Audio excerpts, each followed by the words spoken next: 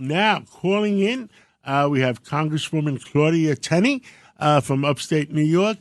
Congresswoman, what are you doing this Christmas Eve? Well, good morning. It is great to be on. I have been shoveling this morning because we got, I would say, 5 inches of snow maybe. So you're going to have a white Christmas. Yes, it's beautiful out. Well, we often do, not always, but it's really exciting, especially for, my son's home. My son's a major in the Marine Corps. He brought his girlfriend home, and then I'm going to be seeing my nieces and nephews who are real young, and they're going to be excited about having the winter. And I'm looking out at beautiful Oneida Lake, the largest lake completely contained within New York, which I live on, and it's starting to ice over. So if it continues like this, we'll have some ice fishermen out there too. It's a really beautiful place to live. Now, you're on the committee in Congress on science and space technology? I'm on, Ways and Means and also Science, Space, and Technology.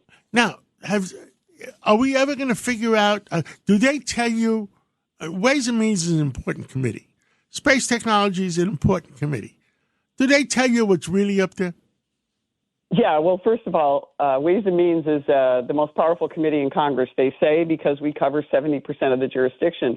The Science Committee, which is not something I aspired to be on, but they asked me to be on it. The former, many Congress members ago, was once the chair from upstate New York of science, and they wanted someone here.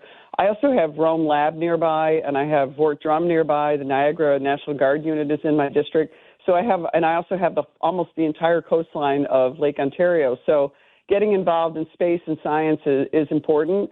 And I have to tell you, it's a little bit surprising. And I don't want to give anyone bad news on Christmas Eve, but there's a lot of things that our government does well, but there's a lot of things that we don't do well. And one of it is overregulation and not a focus on real innovation and technology, which is what we need to focus on. With President Trump coming in, I'm looking forward to doing that, and also just streamlining our bureaucracy and make sure we're doing things not because it's politically correct, but because it's the most important scientific-based thing that we're going to do for protecting our communities. And I think you're seeing things happening. The American Airlines outage, a lot of these technologies. Is it countrywide American Airlines right now?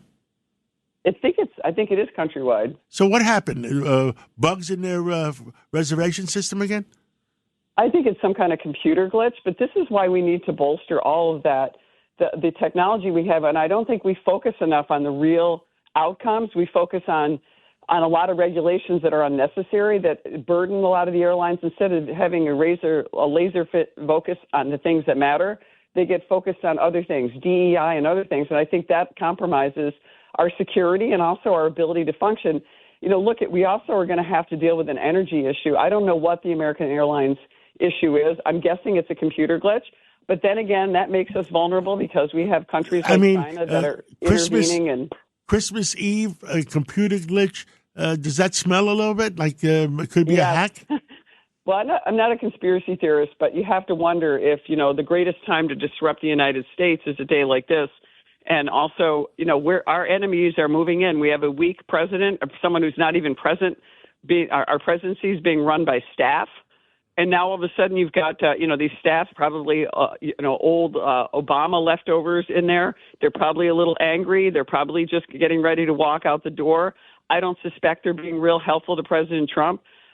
So we've got a lot of changes about to happen in this country, which is critical because our enemies know that we have an incoming president that means business, and he's serious, and he's going to stand up to them, and he's also going to hold them accountable. These are things that I think they're going to do what they can to disrupt us, and I think that this feckless president and his administration has done everything it can to make the United States more vulnerable. Yeah, I mean, I don't know if you heard my report with Victoria Coates. We took it out tooth by tooth.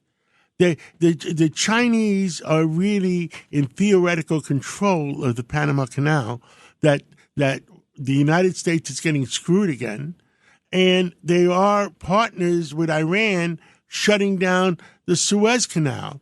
So it increases the cost of United States companies and the free world companies, and the Chinese have a pass. They're not allowed to stop Chinese ships through the Suez Canal. Is that unbelievable? Yes, this Victoria Coates, by the way, is outstanding. She does an amazing job. I know her; she's wonderful, and she's always got her hand on the pulse. This is really important. What's happening? If the Chinese are able to cut us off in the Panama Canal, which, by the way, we've been asleep at the switch. A lot of the Biden administration, we gave up the Panama Canal long ago. I think it was a mistake. We should have maintained our dominance there. It's so critically important, not just for commerce, but also for our security and the ability of our naval ships to get, through there. These are things that, we have got to get smarter. And I think President Trump spoke about this a few days ago at the AmFest speech about dealing with the Panama Canal. These are all really important issues. We have got to recognize that the United States has to be the world leader. We have to be the world leader. We are the only country that has the capacity to do that. But we have to have smart leaders, too. Absolutely. We can't have a bunch of dummies running the country. Yes, not just dummies, but feckless, weak. Don't believe in actually the United States being the leader. This is Obama 3.0. Obama didn't believe that the United States was the greatest and should be the most dominant nation. He believed that we were just one of the masses. And they all believe in this sort of communist sort of world order that we're all the same. And still 70 million people voted for Harris. I can't believe it. Well, this is a lack of communication. The ability of the Chinese, also remember, they're manipulating the American people through online media, through Chinese spy balloons, through drones. I know you guys have talked about that. But Congresswoman Claudia Tenney, the president wants to keep... Curtis is in the studio, too. Curtis Lewa. The president, Donald Trump. Talk to you. Yes, the president wants to keep TikTok alive. Well, the president understands it's a commerce tool, but remember what we voted on in Congress was to take ByteDance away from Chinese Communist Party ownership. It's not to eliminate TikTok. It's to force it to be out of the control and hands of the Chinese Communist Party. Whether we can do that or not is going to be interesting. And President Trump, that's going to be one of his first big challenges when he gets sworn into office on January 20th. Now, last night, we had a blowout here in the studios of WABC before with Congressman Peter King, who is a regular contributor to the 5 o'clock roundtable discussion, and John Fund, over the concept of having term limits on House members, Senate members, because of the situation involving a colleague of yours, Texas Republican Congresswoman Kay Granger, and what is perceived of her as having degraded to the point where she can't function. How do you folks address that in the House and the Senate? Because some of your members have been barely able to function. Well, look, Nancy Pelosi's 83, 84, and she's still out there wielding power behind the scenes, my estimation is. But look, this situation with Kay Granger is unfortunate. She really should have resigned. And I wasn't even aware of it. I know that she stepped off she was the chair of the House Appropriations Committee. She stepped down. This is earlier this year. But look, is that a question of term limits or capacity? Well, first of all, let me take you back to the president. Claudia, go ahead. Go ahead. You go ahead. I want you're our guest. You're supposed to tell us how you feel. Yeah, let me take you back to several months ago when there was a report put out by Commissioner Herr about President Biden when they investigated whether or not he was breaching federal law and federal criminal statutes with, mishandling classified information and other things. And the conclusion was, President Biden is, yes, he's guilty, but he doesn't seem like a person we could put before a committee. He was forgetful. He didn't seem to have the competency. He was a kindly old man that we could put in front of a jury. And I was the first member of Congress to stand up, and I wrote a letter to Merrick Garland that said he either stands trial or he is removed via the 25th Amendment, and Merrick Garland needs to remove him. Start that proceeding now, because if he's not competent to stand trial, he is not competent to be the President of the United States or to be the Commander-in-Chief and lead our troops. And I said this at the top of the show. My son is a major in the Marine Corps. He's a Naval Academy graduate. There are a lot of wonderful people serving. This man should not have been our commander-in-chief. We're all finding out now that Joe Biden was indeed not competent to be president of the United States. So this is a serious issue. I don't know about whether it's term limits that people get to decide every 2 years. I believe in term limits, and I think that it's a good thing. But remember also something that I don't know if Peter King told you, and I love Peter King, by the way. The Republicans the Republicans in the House of Representatives are the only caucus that actually has term limits on leadership in the House. It's why you see so many new members coming in all the time. We have, there are now almost, I think, 60% of the members or 70% of the members that are in the House of Representatives Republican caucus now were not here in 2017 to vote on, for example, President Trump's Tax Cuts and Jobs Act. So we have a lot of turnover because of our term limits on leadership, because often when a leader has served their 6 years, they resign from the House and they go do something else. So we, in effect, already have term limits, which are very effective. And that doesn't take the ability to elect a member out of the districts by the actual people, but it takes them out of the leadership so you get new people in. Look at what the Democrats have. Nancy Pelosi for decades, 84 years. For decades, Maxine Waters for decades. They finally ousted Jerry Nadler. I mean, these people do not believe in term limits. The Republicans, it's a whole new group all the time.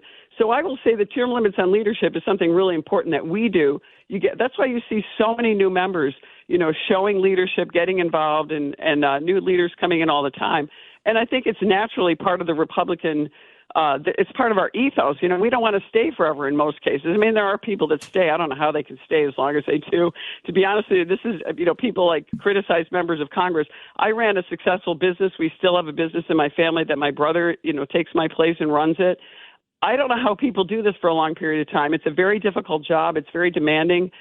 We do it just about every day, and there's a lot of travel. There's a lot of abuse online. There's some positives. But I'm just saying it's a calling. You have to do this because you want to serve and you want to stand up for our country. I've faced almost $50 million in, smearing ads against me to get into office, and it's because I represent something that's different than most members. I have an independent background as a lawyer, as a business owner, and someone who stands up to those people in power. So I was the first one to call out Shelley Silver in New York. I was the first one to go after Governor Cuomo. I called out Dean Skelos, God punished Shelley Silver. And Claudia, thank you so much for serving in Congress. You're one smart lady. And I'm glad you're on the Ways and Means Committee because you're doing something about it. And what I feel about Congress is there should not be term limits because you're going to end up like we did in New York City with the city council instead of the people with the gray hair that knows how to run government, you have the assistants of the assistants to the assistants running the government. That's a very good point. I remember this is like the other thing is like I think people, you have to know when you've got to leave. I mean, I think that one thing that I did in the New York State Legislature, which I thought would be a way of having even more important, I put in a bill with Assemblyman Fitzpatrick, who you guys may know, who's in Long Island, that would actually turn anyone who is elected or appointed to public office would have a 401k. Instead of a pension. And so the desire to have the pension would be taken away. And when you vote on bills, your vote would be to make sure that we have a robust economy and government that would grow your 401k instead of relying on, these defined benefit plans that we have in terms of a pension for elected and appointed leadership, not for the rank and file, but just those people who are actually voting on bills that affect pensions and those types of things. And I think that's one way. I think it would be great in New York if they did it. And it's surprisingly, they did do it in California. I'm not sure it helped, though. Claudia Tenney, Merry Christmas. Thank you for everything you do for the American people. God bless you. And 2025, on January 20th at 2 o'clock, when President Trump takes over, it's going to be a great country again. Thank you so much, and enjoy your Christmas. Thank you so much. Merry Christmas to all, and thanks for what you do, and Happy Hanukkah to everyone starting tomorrow. Thank you.